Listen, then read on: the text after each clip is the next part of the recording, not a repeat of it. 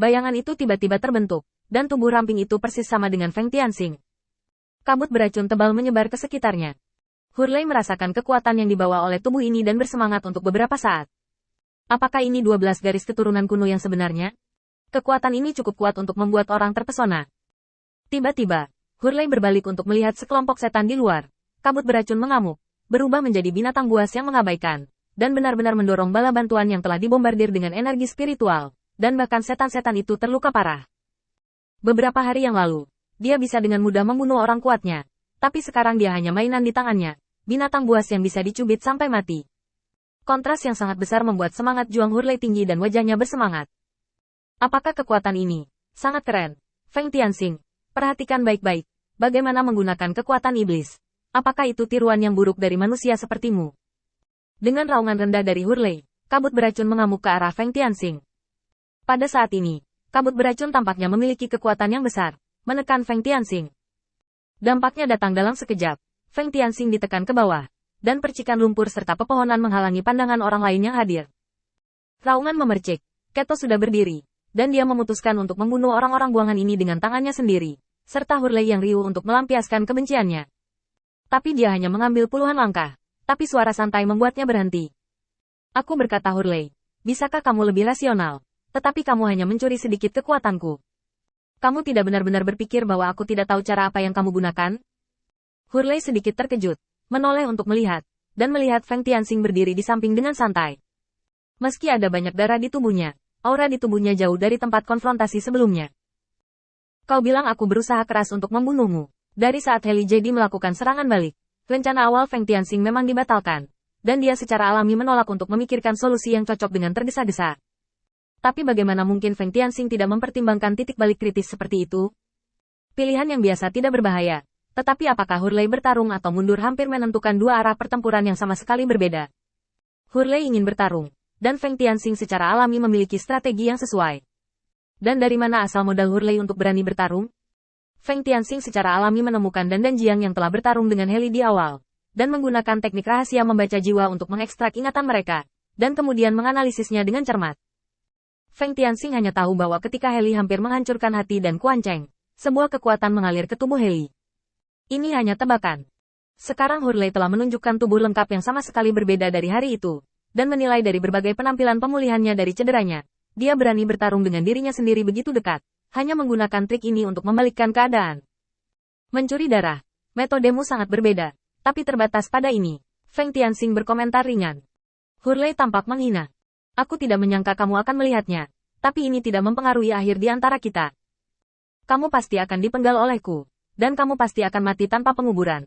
Apakah kamu pikir kamu bisa menutupi celah dalam kekuatan dan status kita saat ini? Mengatakan itu, Hurley mengangkat tangannya, dan telapak tangan ramping itu mengandung kekuatan yang sangat besar. Tubuh ini sangat kuat, kamu benar-benar meninggalkannya, dan berbalik untuk mempelajari metode tidak berguna dari umat manusia. Itu benar-benar membuang-buang waktu. Sia-sia menaruh hal yang begitu baik padamu. Mari kita perhatikan baik-baik, bagaimana aku mengalahkanmu dengan kemampuanmu. Angkat aku. Sebelum dia selesai berbicara, tiba-tiba ada rasa sakit yang tajam di dadanya. Hurley melihat ke bawah dengan tak percaya, dan sebuah lubang besar muncul di dadanya dari udara tipis. Dada turun perlahan. Feng Tianxing mengangkat bahu tak berdaya. Kartu pengalaman 12 garis darah kuno telah kedaluarsa. Mengetahui bahwa pihak lain mungkin mencuri garis keturunannya. Bagaimana mungkin Feng Tianxing tidak bersiap? Sebelumnya, apa yang direbut Hurley bukanlah lengan Feng Tianxing, tetapi ilusi yang telah dia padatkan dengan dukungan energi spiritual yang sangat melimpah ini. Apa yang diserap Hurley bukanlah kekuatan darahnya, tetapi darah iblis yang disiapkan dengan hati-hati oleh Feng Tianxing, yang sudah tidak seimbang. Ada masalah dengan kekuatan yang diserapnya, dan tubuh yang telah terkondensasi dengan cara bermasalah ini bisa bertahan hingga saat ini sangat bagus.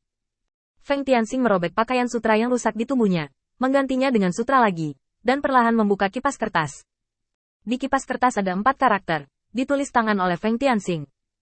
Serang dulu. Adegan seperti itu membuat Hurley merasa sangat marah di dalam hatinya. Yang ini, jelas itu setan, tapi harus berpura-pura menjadi manusia, membuatnya mual. Jarak. Feng Tianxing, kamu bajingan. Aku tidak akan membiarkanmu menodai martabat ras iblis.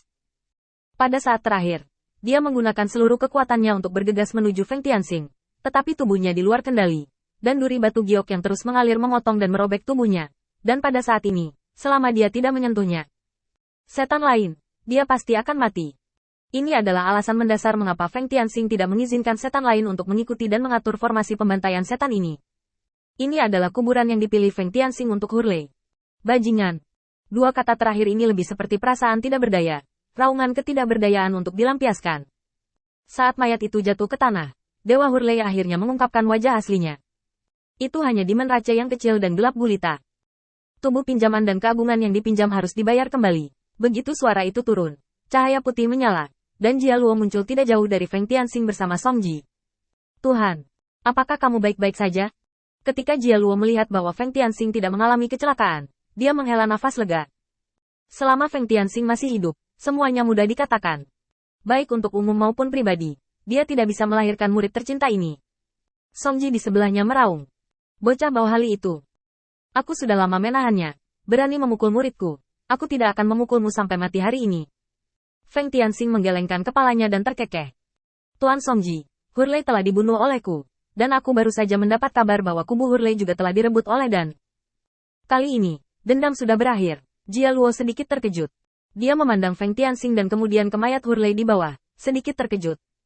Dia melakukan itu? Bagaimana kamu tahu? Feng Tianxing mengubah topik tepat waktu. Lagi pula, lebih baik hanya diri sendiri yang tahu tentang beberapa hal. Tuan, kali ini saya telah membalaskan dendam ayah saya. Apa yang akan saya lakukan dengan tentara? Saya masih ingin belajar dengan nama guru. Jia Luo tertawa, mengulurkan tangannya dan menekan bahu Feng Tianxing. Selamat, kamu telah lulus ujian yang kuberikan padamu, dan kamu sudah lulus.